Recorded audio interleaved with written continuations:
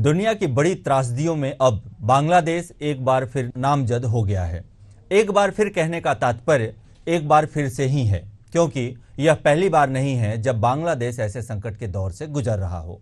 15 सालों तक देश की मुखिया रहीं प्रधानमंत्री शेख हसीना को अपनी जान की हिफाजत के लिए हमेशा के लिए देश ही छोड़ना पड़ गया हो। जिनके पिता ने स्वतंत्र बांग्लादेश की नींव रखी, उनकी आदमकद प्रतिमा को उत्पातियों ने जमीदो जद कर दिया हो। सवाल उठता है कि आखिर बगावत का लावा फूटा क्यों? ये चिंगारी आखिर सुलगी कहां से? इस त्रासदी की स्क्रिप्ट किसने लिखी? यह सभी ऐसे सुलगते सवाल हैं जिस पर चर्चा देश और दुनिया में हो रही है। तो प्रधानमंत्री नरेंद्र मोदी को भारत के 78वें स्वतंत्रता दिवस पर लाल किले की प्राचीर से देश को संबोधित करते हुए अपने पड़ोसी देश में चल रहे विवाद पर चिंता जाहिर करनी पड़ी। उन्होंने बांग्लादेश में रहने वाले हिंदुओं की सुरक्षा सुनिश्चित करने पर जोर दिया, तो भारत के 140 करोड़ लोगों की बेचैनी को भी अपने संबोधन में शामिल किया। नमस्कार, मैं हूं जय दुबे और आज के आपके पसंदीदा प्रोग्राम मुद्दा में हम बांग्लादेश के सुलगते मसलों पर चर्चा करेंगे। और आज का मुद्दा है धधकते बांग्लादेश का सच, जहां 15 सालों की सत्ता महज 15 मिनट में ध्वस्त हो गई। आलम यह था कि देश की प्रधानमंत्री शेख हसीना को बांग्लादेश की आर्मी ने देश के नाम एक संबोधन की इजाजत तक नहीं दी। देश की राजधानी से लेकर शहरों में हिंसा का आलम था। कट्टरपंथी अत्याचार की सारी सीमाओं को लांघ चुके थे। हत्या, बलात्कार, लूट सहित देश में जलजला मच रहा। तो कई सवाल पूरी दुनिया को परेशान करते रहे। आज चर्चा इसी बात की है कि इसकी शुरुआत कब, कहां, कैसे और क्यों हुई।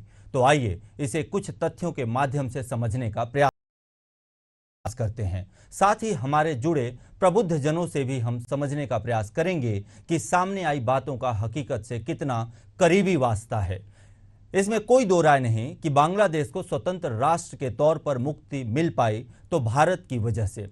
1971 में पाकिस्तान में आंतरिक संकट के कारण भारत और पाकिस्तान के बीच तीसरा युद्ध हुआ और पूर्वी पाकिस्तान अलग हो गया, जिससे बांग्लादेश नामक स्वतंत्र राज्य का निर्माण हुआ। इस घटनाओं ने संयुक्त राज्य अमेरिका और क्षेत्र के बीच संबंधों को बदल दिया। बांग्लादेश के संस्थापक और प्रथम राष्ट्रपति बंगबंधु शेख मुजीर बुरहान ने आज़ादी के अगले साल यानी 1972 में स्वतंत्रता सेनानियों के परिजनों के लिए सरकारी नौकरियों में करीब 1/3 आरक्षण की व्यवस्था की थी। बांग्लादेश में वर्तमान हालात के लिए इस आरक्षण व्यवस्था को पहला अध्याय बताया जा रहा है, जिसकी आंच इतनी भयानक हो सकती थी, पूर्व प्रधानमंत्री शेख हसीना को भी इसका अंदाजा नहीं था। बांग्लादेश के प्रधानमंत्री के तौर पर शेख हसीना ने जनवरी 2024 में चौथी बार शपथ ली थी। मई में भ्रष्टाचार के कई हाई प्रोफाइल मामलों ने उन्हें सुर्खियों में ला दिया था। वर्ल्ड बैंक के मुताबिक 17 करोड़ की आबादी वाले बांग्लादेश में प्रति व्यक्ति आय 2,11,000 रुपये है, जबकि शेख हसीना के एक अर्दली के पास 300 करोड़ की संपत्ति के साथ ही प्राइवेट हेलीकॉप्टर होने का खुलासा हुआ था। इसके बाद से पीएम हसीना विपक्षी दल के निशाने पर आ गई, तो दूसरी तरफ बेरोजगारी की मार झेल रहे युवाओं का गुस्सा फूट पड़ा। भ्रष्टाचार पर बेरोजगारी की दोहरी मार की चिंगारी को हवा देने का काम एक बार फिर आरक्षण बहाली ने दिया। देश के करीब 17 करोड़ आबादी में से 3 करोड़ 20 लाख से ज्यादा नौजवान बेरोजगार हैं। यही वजह है कि उन्हें आज़ादी के 53 साल बाद भी स्वतंत्रता सेनानियों के परिजनों के लिए सरकारी नौकरियों में 30% आरक्षण नागवार गुजरने लगा। दरअसल बांग्लादेश में आरक्षण के खिलाफ पहले भी बगावती तेवर नजर आया था। जब पीएम हसीना ने साल 2018 में आरक्षण पर रोक लगा दी थी और मेरिट के आधार पर नौकरियां देने का फैसला लिया, लेकिन जून 2024 में ढाका हाई कोर्ट ने पूर्व के आरक्षण को फिर से बहाल कर दिया। हालांकि बांग्लादेश सुप्रीम कोर्ट ने हाई कोर्ट के इस फैसले पर रोक लगा दी। इसी बीच प्रधानमंत्री शेख हसीना के एक बयान ने आंदोलनकारियों को और भड़का दिया। तत्कालीन प्रधानमंत्री शेख हसीना ने कहा, गौर कीजिएगा, बहुत अहम बात है यह, अगर स्वतंत्रता सेनानियों के पोते पोतियों को आरक्षण का लाभ नहीं मिलेगा तो किसे मिलेगा? राजकारों के पोते पोतियों को। दरअसल रजाकार बांग्लादेशी समाज में एक गाली की तरह है। रजाकार शब्द का इस्तेमाल उन लोगों के लिए किया जाता है जिन्होंने 1971 के युद्ध में पाकिस्तानी सेना का साथ दिया था। आरक्षण को लेकर पहले ही चिंगारी सुलग रही थी, उस पर रजाकार शब्द ने आग में घी डालने का काम किया। देश के युवा बेरोजगारों और स्टूडेंट फेडरेशन को अपना भविष्य अंधकार में नजर आने लगा। वर्तमान हालात को लेकर कहा जा रहा है कि यही बड़ी वजह है जिसने देश में तख्ता पलट की भूमिका का निर्वहन किया। इससे और भी गहराई से समझने के लिए हम चलते हैं अपने मेहमानों के पास। हमारे साथ 3 बहुत बड़े दिग्गज मेहमान बैठे हैं, जिसमें सबसे पहले मेहमान हमारे साथ हैं पूर्व सीनियर रिटायर्ड आईएएस बीकेएस रे साहब। सर, आपका बहुत बहुत स्वागत है। रे साहब क्या एक संक्षिप्त परिचय देते हुए मैं आपको बताना चाहूँगा कि एक बहुत ही सफल प्रशासनिक ऑफिसर रहने के साथ ही रे सर एक नॉवेलिस्ट हैं, पोएट हैं, राइटर हैं और साथ में इनको बहुत ज़्यादा समझ है और इंटरनेशनल रिसर्च स्कॉलर भी रहे हैं। रे सर, आपका बहुत बहुत स्वागत है पुनः एशियन न्यूज़ के इस खास प्रोग्राम मुद्दा में। मुद्दा के इस खास पेशकश में हमारा आज का जो टॉपिक है रे सर, वो है धधकता बांग्लादेश। मैं आपसे समझना चाहूँगा, चूँकि आप इस विषय के बहुत बड़े जानकार हैं, आखिर ऐसी क्या वजह हुई कि जान बचाकर शेख हसीना को बांग्लादेश छोड़ना पड़ा और भारत की शरण लेनी पड़ी? देखिए, जो कुछ हुआ है बांग्लादेश में जी, जिसके कारण शेख हसीना को पद छोड़ना पड़ा, वो भाग करके भारत के त्रिपुरा में आकर पहुंच गई जी, उसके पीछे कई कारण है और एक मैं तो कहूँगा एक भयंकर षड्यंत्र का शिकार बन गई जी। आप देखिए, शेख हसीना चौथी बार प्रधानमंत्री बनी जी, और ये जिस चुनाव के कारण उस सत्ता में आई चौथी बार जी, एक विशेषता है कि उसमें अपोजिशन ने भाग नहीं लिया था जी, क्योंकि जो बेगम खालिदा जो पहले रही जी, ये दोनों महिलाओं में हमेशा संघर्ष चला है जी, वो उसने जेल में डाल दिया था। जी, तो एक तो जो इस्लामिक कट्टरपंथी जो है जी, ये काफी उसके विरोध कर रहे थे क्योंकि शेख हसीना के जो राजनीतिक जो दृष्टिकोण था जी, वो एक प्रकार के धर्मनिरपेक्षता पर आधारित था जी, क्योंकि देखेंगे उस समय बहुत सारे इस्लामिक कट्टरपंथियों को फांसी दी गई। बिल्कुल।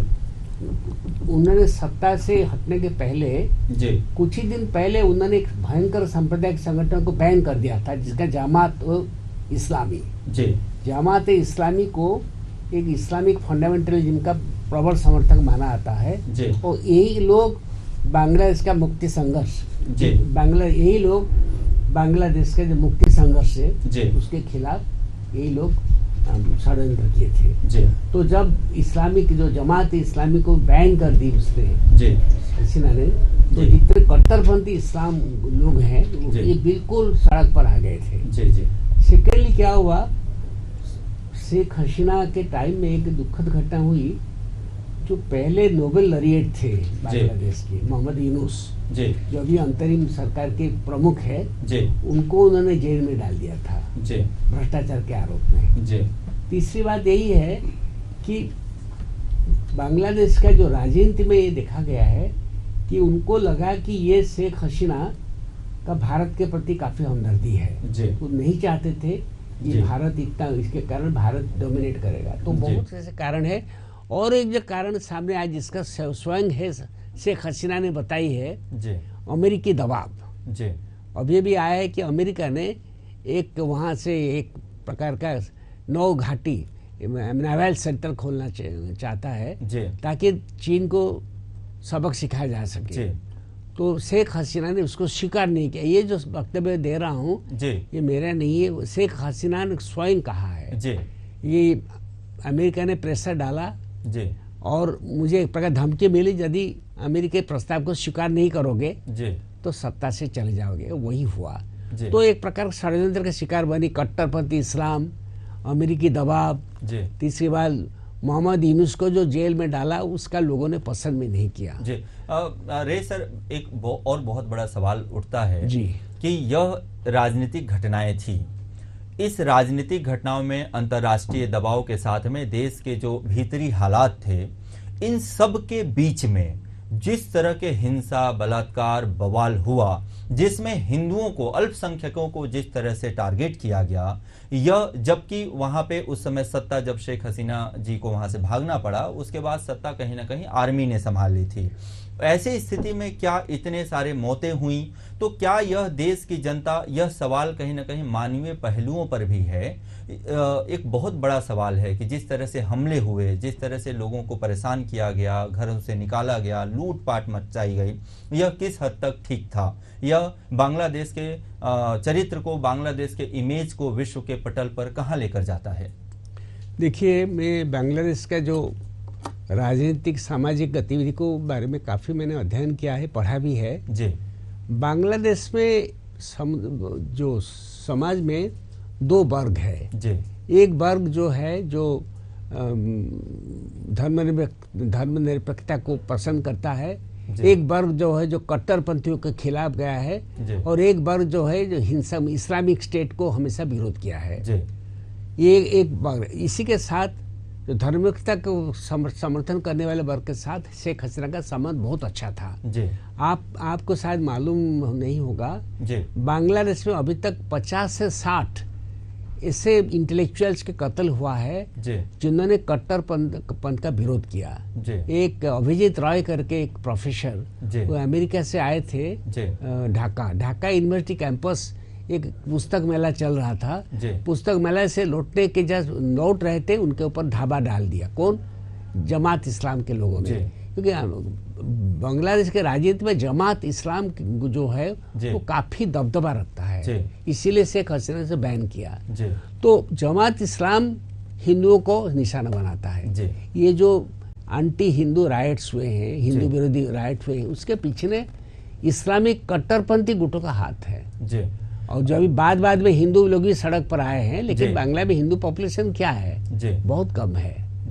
मुस्लिम पॉपुलेशन काफी ज्यादा है। तो इसीलिए एक जो शेख हसीना के खिलाफ नफरत के नाम पर उनको मौका मिल गया कि हिंदू संप्रदाय के ऊपर अत्याचार करना, उनको दमन करना, जो कि एक विश्व मानवता के लिए बहुत बड़े चुनौतीपूर्ण है। कुछ ऐसे भी मुस्लिम थे जिन्होंने हिंदू को बचाया है, लेकिन वहाँ का जो उग्रवादी जो मुसलमान है, जो कट्टरपंथी फंडामेंटलिस्ट है, उन लोगों ने इसको आंदोलन को रूपरेखा दिया, उन लोगों ने आंदोलन को क्रियान्वयन किया। जी। अरे साहब, हमारे साथ स्टूडियो में हमारे प्रधान संपादक एशियन न्यूज़ के सुभाष मिश्रा जी भी हैं, और साथ में राजेश लाहौटी जी भी हैं, एशियन न्यूज़ और न्यूज़ प्लस 21 के ग्रुप संपादक।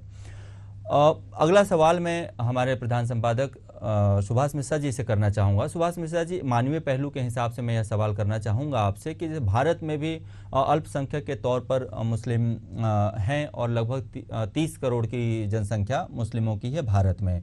सेम इसी प्रकार से अगर हम देखा जाए तो कहीं ना कहीं अल्पसंख्यकों की संख्या अपने बांग्लादेश में हिंदुओं की रही है।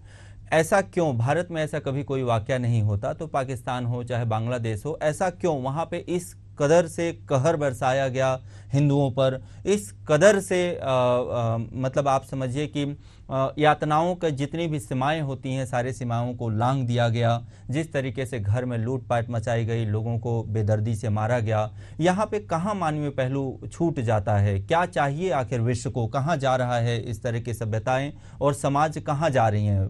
सुभाष मिश्रा जी। दरअसल जो रे साहब बोल रहे थे उसी का ये विस्तार है। जो कट्टरपंथी ताकतें होती हैं और जो अल्पसंख्यक समुदाय को कहीं पर भी हो, अभी हमारा देश भी उसी प्रोसेस में जा रहा है। धीरे धीरे हमने धर्मनिरपेक्षता को अपनाया था और हमने सबको कहा था कि सब धर्मों को समान रूप से सब लोगों को एक नागरिक की तरह रहने का अधिकार है। पर अब हमको लगता है कि बहुत सारे हमारे यहाँ कई लोग जो हमारे यहाँ भी कट्टरपंथी हैं, वो भी इस तरह की बात कर रहे हैं कि यहाँ पे भी हमको हिंदू राष्ट्र बनाना है। तो सवाल ये है कि क्या हिंदू राष्ट्र बनने से हिंदू आपस में नहीं लड़ेंगे? रोटी के मुद्दे पे, महंगाई के मुद्दे पे, सुविधाओं के मुद्दे पे तो भाई भाई से लड़ता है। पर जो वहां पर हुआ, जिसको शेख हसीना ने कहा कि इसमें अमेरिका का रोल था।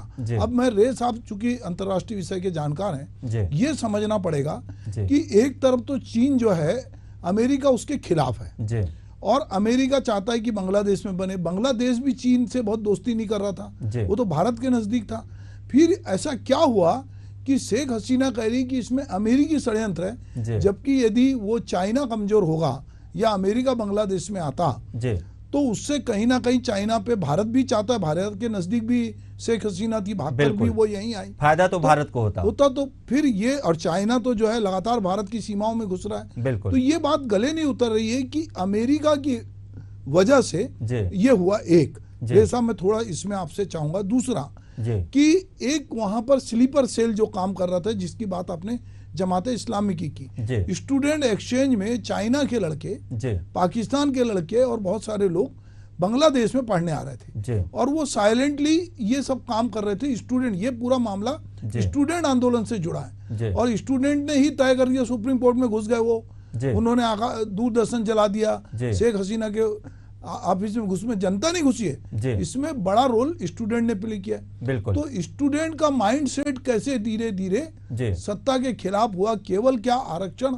एक मुद्दा था या रजाकार एक मुद्दा था? मैं चाहूंगा कि इस पे थोड़ा रे साहब से मैं जानना चाहता हूँ। मैं ये कहना चाहूंगा कि जो स्टूडेंट्स जो है बांग्लादेश के, एक तो आरक्षण के विरोधी आंदोलन तो हुआ, शुरुआत हुई आरक्षण के विरोध से, शुरुआत हुई, लेकिन बाद कट्टरपंथी ताकत उस पर हावी हो गए। रजाकार कितना बड़ा ये जो शब्द है, ये जो प्रधानमंत्री शेख हसीना ने यूज किया था, रजाकार से यह आंदोलन में कितना मतलब आग लगा या कितना बड़ा ये बवाल बनाने के पीछे कारण रहा? एक्चुअली मेरा कहना यही है कि शुरुआत तो हुआ आरक्षण के विरोध में लेकिन वो एक केवल मुखौटा था। बिल्कुल, एक मुखौटा था। वास्तविक जो लक्ष्य था, जो कहीं पे निगाह, कहीं पे निशाना, लक्ष्य था इनको सत्ता से बाहर हटाना। क्योंकि शेख हसीना के टाइम में उदारवाद को उन्होंने, शेख हसीना ने काफी प्रोत्साहित किया। मैंने बता रहा हूँ 60 इंटेलेक्चुअल लिबरल्स, उनको हत्या की गई, एक के बाद एक। मेरे पास नाम है, मैं उस समय एक आर्टिकल भी लिखा हूँ, एक के बाद एक, क्योंकि उन्होंने इस्लाम कट्टरपंथियों के खिलाफ आवाज उठाई। एक्चुअली जो अधिकांश मुस्लिम मरे हैं इंटेलेक्चुअल, वो निरीश्वरवादी एथेइस्ट थे, ईश्वर में विश्वास नहीं करते थे। उनका एक रैशनलिस्ट थिंकिंग था, लेकिन रैशनलिस्ट थिंकिंग और कट्टरपंथ चिंताधारा दृष्टिकोण साथ साथ नहीं चल सकते। तो एक्चुअली इन लोगों ने ये सोचा कि आप देखिए अभी भी काफी केसेस चल रहे थे हाई कोर्ट में, सुप्रीम कोर्ट में, जिसमें कई लोगों को फांसी दी गई जो 1971 में जो लिबरेशन मूवमेंट हुआ, जिस स्वाधीनता प्राप्ति, जिसमें पाकिस्तान के साथ हाथ मिलाया था, तो षड्यंत्रकारी थे। तो शेख हसीना किसी भी समय कट्टरपंथियों के सामने झुकने के लिए तैयार नहीं था। बिल्कुल। आरक्षण विरोधी आंदोलन बाद में हो गया प्रो इस्लामिक मूवमेंट, और ये जो इतना जो तोड़ फोड़ ये सब हुआ है, इसके पीछे क्योंकि उदारवादी शक्ति हमेशा कमजोर रहते हैं। उदारवादी कभी सड़क पर नहीं उतरते, कट्टरपंथी सड़क पर उतरते। उन्होंने सब हिंदू मंदिर में जाकर के डिस्ट्रॉय किया। इवन ढाका में ढाकेश्वरी मंदिर है, सबसे बड़ा मंदिर, उसके सामने भी उद्यम मचाया। बंगबंधु का भी प्रतिमा को खंड, ये सब कट्टरपंथियों का हाथ था। आरक्षण का विरोध में शुरुआत हुई, लेकिन उसका वास्तविक नेतृत्व ये लोगों ने किया, कट्टरपंथियों ने। हमारे साथ राजेश लाहौटी जी भी जुड़े हैं। रे साहब, लाहौटी जी, आपसे समझना चाहूंगा कि जिस तरह से काफ़ी इस तरह की बातें होने के बाद और बहुत हद तक नुकसान होने के बाद अल्पसंख्यक एकजुट हुए, भारत ने भी उसमें अपना हस्तक्षेप किया, भारत ने भी आपत्ति जताई वहाँ के आर्मी और वहाँ के सरकार से। यूनिस जी ने आके ज्वाइन किया। आप क्या कहना चाहेंगे, आगे क्या दिखता है बांग्लादेश में, क्या समझ में आ रहा है, आगे की कदम क्या होंगे बांग्लादेश की तरफ से? देखिए, अभी तक जो चीज़ें सामने आई है, रे साहब ने कहा है, सुभाष जी ने भी जो चीज़ उसको थोड़ा सा विस्तार रूप में बताया, और खासकर रे साहब ने जो चीज़ कही है कि ये चीज़ें करीब करीब वहाँ शुरू हो चुकी थी। छात्रों का जो आंदोलन था वो धीरे धीरे ये कहें कि शेख हसीना को सत्ता से बेदखल करना था, तो इसलिए पहले से ये कहीं ना कहीं एक छोटी सी चिंगारी के रूप में था या धुआं निकल रहा था वहाँ। और आप देखिए कि जैसे ही ये आंदोलन ने बड़ा रूप लिया, एक उपद्रव के रूप में सामने आया जगह जगह, जब वहाँ पे हर जगह आगजनी होने लगी, संसद पे उनके कब्जा हो चुका था, इसके अलावा सुप्रीम कोर्ट तक में घुस गए थे छात्र वगैरह, और तमाम चीजें जो हुई, हम देखते हैं जैसे ही शेख हसीना बांग्लादेश छोड़ के भारत आती है, शरण लेती है और यहाँ से कहीं और जाने की चर्चा होती है, तो सबसे पहले रिहाई किसकी होती है? खालिदा जिया की। खालिदा जिया को तत्काल प्रभाव से जेल से निकाला गया और छोड़ा गया। इससे एक चीज तो साफ थी कि शेख हसीना को सत्ता से बेदखल करना था। अब जो सबसे बड़ा सवाल आता है कि अब इसके बाद होगा क्या? दरअसल ये मूवमेंट वहीं तक खत्म नहीं था, मूवमेंट का मकसद जो था शायद उसके बाद बदल गया। जैसा कि रे साहब ने कहा कि कट्टरपंथियों ने इस पूरे मूवमेंट की कमान अपने हाथ में ले ली। अब जब उन्होंने इसकी कमान अपने हाथ में ले ली तो जो आरक्षण के विरोध में जो ये मूवमेंट चल रहा था वो धीरे धीरे हिंदू विरोधी हो गया। और अभी भी ये मूवमेंट जो है शांत होने का नाम नहीं ले रहा है। अभी भी ये मूवमेंट लगातार बढ़ता जा रहा है। ये न केवल हिंदुओं के खिलाफ है बल्कि भारत के खिलाफ हो चुका है एक तरह से। हालांकि इससे उनकी पूरी जो अर्थव्यवस्था है बांग्लादेश की, वो पूरी तरह से चरमरा गई है। लेकिन ये भारत के अगेंस्ट जो शुरू हुआ है मूवमेंट, इसमें कहीं ना कहीं आप ये कह सकते हो कि हम जब पहले मानते थे कि पाकिस्तान का थोड़ा हाथ है या नहीं है, जो भी है, लेकिन चीन का इसमें पूरी तरह से हाथ है। चीन इस आंदोलन को लगातार बढ़ा रहा है। चीन उसमें अपनी सैन्य गतिविधियां भी आगे जो है और बढ़ाने की कोशिश करेगा। तो ये तो तय है कि ये मूवमेंट जो है अब धीरे धीरे चाहे दूसरा रूप ले रहा हो, हिंदुओं के विरोध में ले रहा हो, भारत के विरोध में ले रहा हो, लेकिन ये धीरे धीरे आगे भी बढ़ता ही रहेगा। लाहौटी जी ने, मिश्रा जी, लाहौटी जी ने बहुत ही डिफरेंट एंगल दिया है इस पूरे मुद्दा को, इस पूरे चर्चा को। आपसे और एक पॉइंट समझना चाहूंगा कि विदेश मामलों में भारत अभी बहुत सशक्त है। मोदी जी की ओवरऑल स्ट्रेटेजी, ओवरऑल प्लानिंग से हम सब वाकिफ हैं। आप क्या कहना चाहेंगे मोदी जी के अगले कदम के ऊपर कि इसको मोदी सरकार कैसे लेता है और कैसे इसको आगे बढ़ाता है ताकि वहाँ पे हमारे जो हिंदू भाई बहन हैं वो सुरक्षित हो सकें? देखो जय, मुझे लगता है कि हमारे भारत मिला के हम लोग 8 राष्ट्रों से घिरे हुए हैं जी। इसमें 3 हमारे लगभग मित्र राष्ट्र हैं जी। बाकी 3 जो है हमारे शत्रु की तरह हैं जी। 2 तटस्थ हैं जी। अब उसमें चाइना है जी। तो चाइना जो है चूंकि पाकिस्तान भी है उसके साथ जी। तो ये 2 जो है चाइना और इस समय पूरे अगर विश्व में देखें तो ये लड़ाई एक प्रकार के वर्चस्व की लड़ाई है जी। ये लड़ाई अमेरिका और चाइना की है जी। रूस तो अपना लड़ ही रहा है जी। पर चाइना और अमेरिका के बीच में ये लड़ाई है कि भाई कौन किसको आर्थिक रूप से कितनी क्षति पहुंचाता है जी। तो अमेरिका ने बहुत बार निर्णय लिया कि वो चाइना की चीजें अपने नहीं आएगा। हमने भी निर्णय लिए पर हम टिक नहीं पाए क्योंकि हमारे यहाँ चाइना इतनी उससे घुस चुका है कि हम उससे अपने को अलग नहीं कर पा रहे हैं। तो अब ये दिक्कत ये है कि चाइना एक तरफ तो हमारे यहाँ गलेबान से लेके सब जगह घुस रहा है और हम उससे बच नहीं पा रहे हैं। वो हमारे लगातार हमको धमका रहा है। तो अभी ये हमारा संकट है कि हम अपने पड़ोसियों से, जो हमारे पड़ोसी राष्ट्र हैं, उनसे अपने संबंध कैसे बनाएं। मोदी जी क्या कदम ले सकते हैं? मोदी जी देखिए, ये मोदी जी अकेले का कदम नहीं है। अब ये विश्व की जो आर्थिक स्थिति है, क्योंकि मोदी, हम भारत जो है वो एक बड़ा उपभोक्ता बाजार है। चाइना को उससे झटका लगेगा कि हम उपभोक्ता के रूप में दी किसी चीज को खारिज करते हैं। तो जो वहां की आर्थिक शक्तियां हैं या अमेरिका की आर्थिक शक्तियां हैं, वो अपनी सरकारों पे दबाव डाल सकती हैं कि भाई इतना बड़ा बाजार हमारे हाथ से खसकेगा।